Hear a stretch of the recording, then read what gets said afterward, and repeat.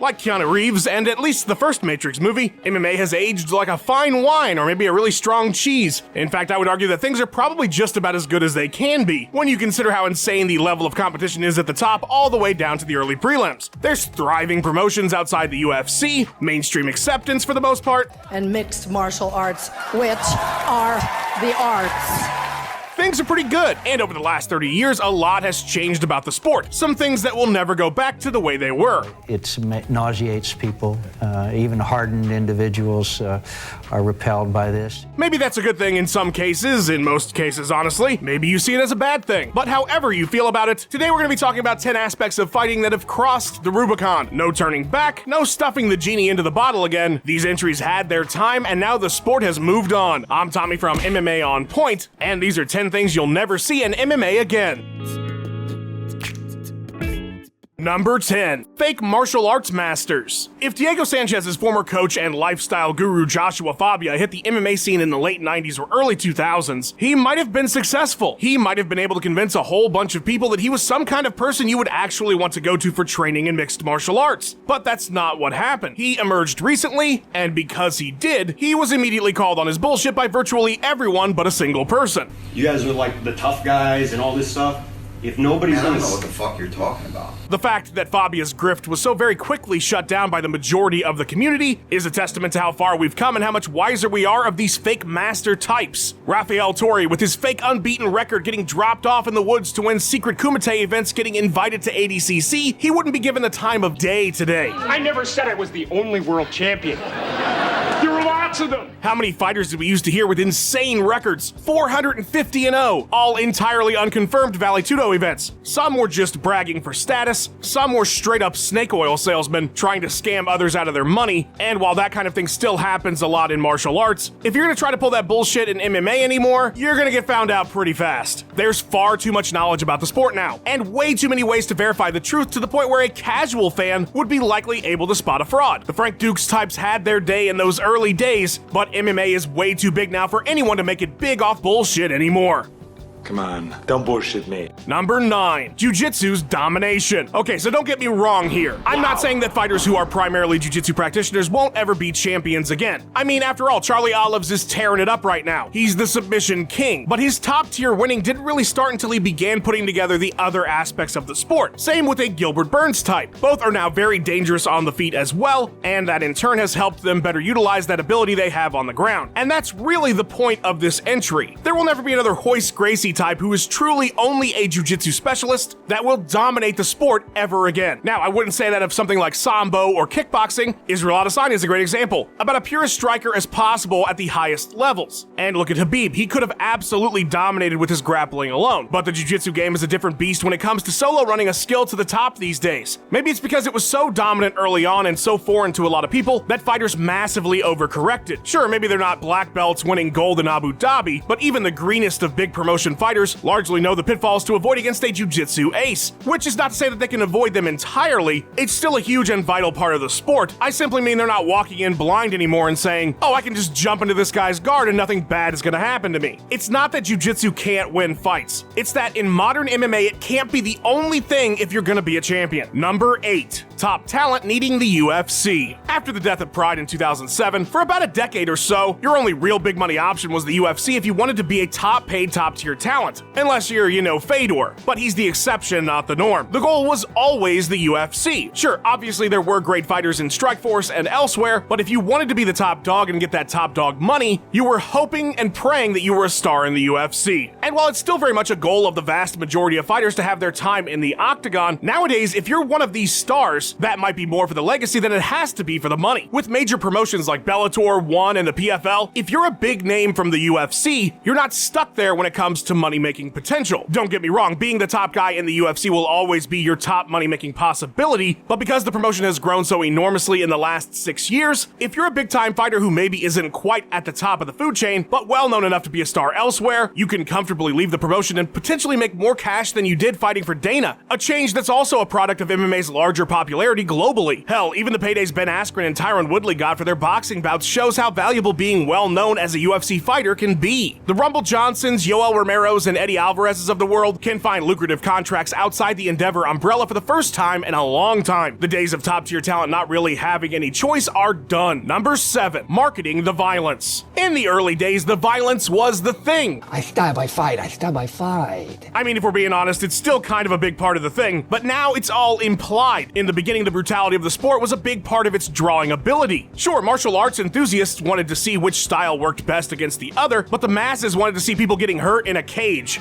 And most of these fans loved it. It's real, and they're going at it, and it's men beating the crap out of men, and it's good. One of the UFC's co-founding members, Campbell McLaren, made this idea one of the cruxes of the promotion's marketing campaign. You know those early shows that promised no rules, no time limits, no judges? That was his idea. He even said in an interview with the New York Times, "Death is cheap, maybe it's just $14.95. Which I have to say, compared to today's product, that certainly is cheap. Pay-per-views are $70 now, man. My God. Anyway, the glorification of violence in those early days is what sunk the sport into the dark ages and nearly destroyed it forever when politicians came looking for bans across the U.S. That's the object just not is to maim, is it not, Ken?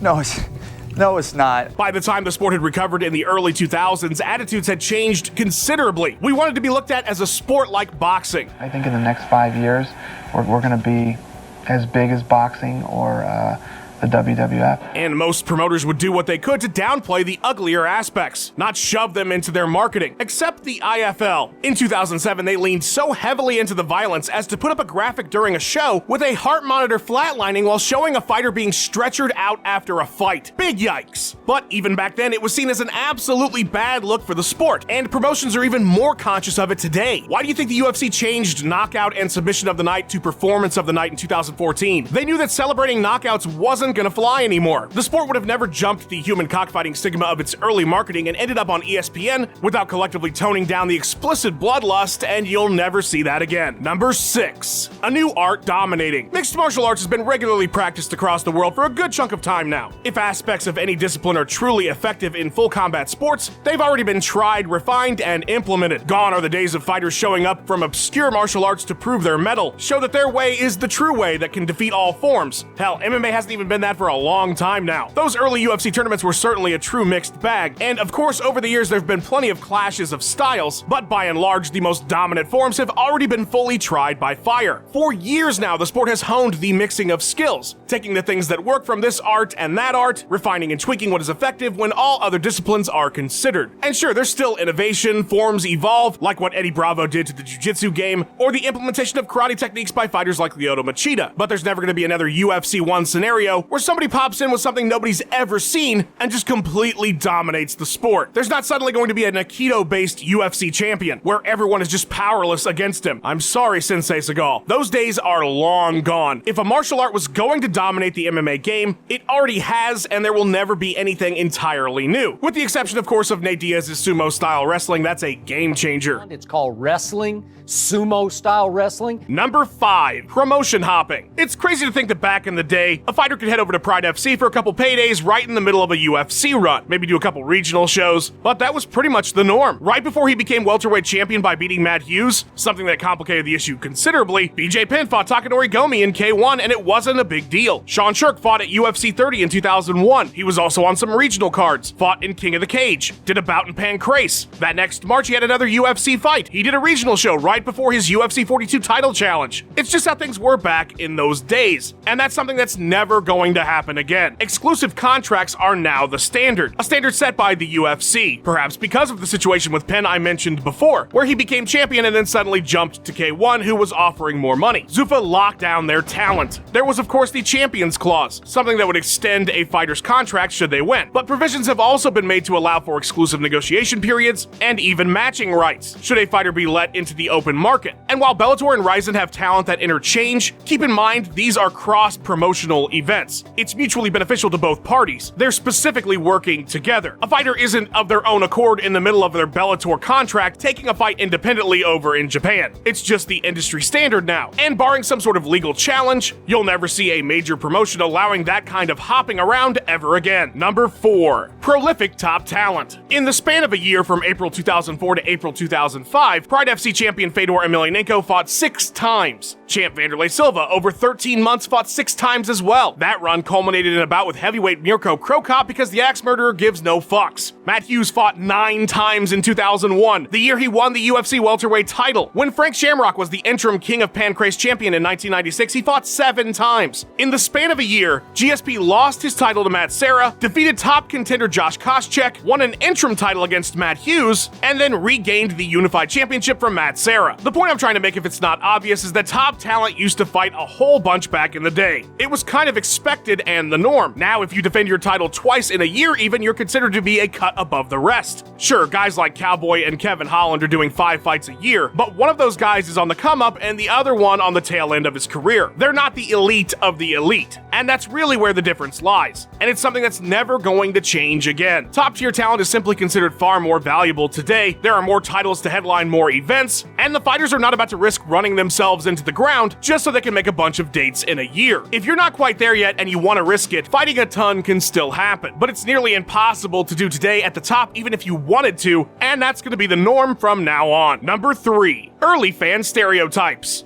Mixed martial art is for beer drinkers. Boxing is for everybody. UFC are a bunch of skinhead white guys watching people in the ring who are also look like skinhead white guys. Well, how the turntables. In the early 2000s, MMA fans were seen as maybe a bit of an unsavory bunch. Now, if you've been a longtime fan, you know that MMA fans have always been a wide spectrum of people. There's the martial arts enthusiasts that it drew in from all walks of life, the casual TV audience that came in from Tough, and just plain regular folks too. Maybe you were a high school wrestler or checked it out because you were a boxing fan. And sure, yes, there was a phase there where there's a whole bunch of Ed Hardy Affliction-style tap-out, hate-breed, new metal Limp Bizkit, just bleed, I train UFC types. But not everybody wanted to see the bodies hit the floor. And like all young sports, mixed martial arts has grown. Look at us now. Look at MMA. The audience covers a massive spectrum. MMA is now part of the sports culture, not seen as this seedy place with seedy fans. It's come a very long way. I mean, when you got Ronda Rousey on fucking Ellen DeGeneres talking about getting head kick KO'd, Jared Leto sitting in the front row wearing an orange bomber hat like he's about to go deer hunting, things have changed considerably. And the idea of what an MMA fan is has been blown wide open. With the public consciousness of the sport being what it is now, that era is dead forever. Number 2, Dana White. However you feel about Dana White and his contributions to the sport, it's pretty hard to deny the fact that there's likely never going to be another him so long as MMA exists. White is a product of the times, as in he was born of the MMA's dark age, and as such, the over-the-top manner with which he helped revive the sport in the US has carried over into our modern world, a place that's changed a great deal. He might as well be John Spartan getting thawed out after 36 years to help the people of San Angeles catch Simon Phoenix. He's a relic of an era that no longer exists, much like Bob Arum is to boxing, a figure that likely had a big influence on Dana. To the majority of fans, who have largely only been around since White's tenure as UFC president, he is the norm because to them he's always been there. But make no mistake, when he finally hangs up that all-black suit for the last time, the expectation of the next guy up is that he'll behave like a modern executive, not Dana White. The next promoter isn't going to be lifelong friends with the UFC's ownership. They're not going to build the sport together from the ground up. Scott Coker's a perfect example of what future promoters will behave like. He's still a salesman, but that brashness with which Dana handles pretty much everything, from fighter negotiations to replying to trolls on Instagram, that's going to be gone. The closest thing we could get is an Eddie Hearn type, but even he's pretty tame relative to Dana. Hell, White has toned it down over the years as the sport creeps into the mainstream. When Dana calls it quits, you'll never see another him again. Number 1, underground status. MMA is never going to be accepted like football or baseball, but the idea that it's this underground movement that nobody understands and is almost taboo even, yeah, that's fucking gone forever. Like I mentioned, when Ronda Rousey's on Ellen and in movies, and Nate Diaz appears on Extra and Conan, we've reached a point far beyond underground status. It's funny to think when I started back in 2012, Ronda wasn't in the UFC yet, I'm not sure Conor was even born, and I remember thinking back then that the sport was pretty big. We made it. Brock was a huge star, The Ultimate Fighter was a game changer before him, time, but looking back at a decade ago from the lens of 2022, things have grown massively. Sure, we might not have been exactly underground anymore even at that point, but the accessibility and relative size of the community 10 years ago compared to today is staggering. If we weren't even underground anymore in 2012, we're damn sure not today, and that cat is out of the bag forever. There's no going back to a time where the MMA community was like Cheers, where everybody knows your name. Not saying it's for better or worse, but there's no denying that the dark ages are gone and the knowledge of MMA's existence has permeated a good chunk of modern society. A big thank you to Ben Rosette, who provided that sweet tune you heard in the intro. Check out his music by clicking the link in the description and go give him a follow on his Instagram and Twitter page at Ben Rosette. Thanks for watching. Please give us a like and subscribe. We've got 3 new videos or more for you every single week. Let us know what you thought of the video in the comments below. Follow On Point MMA on Twitter, and have yourself a wonderful day.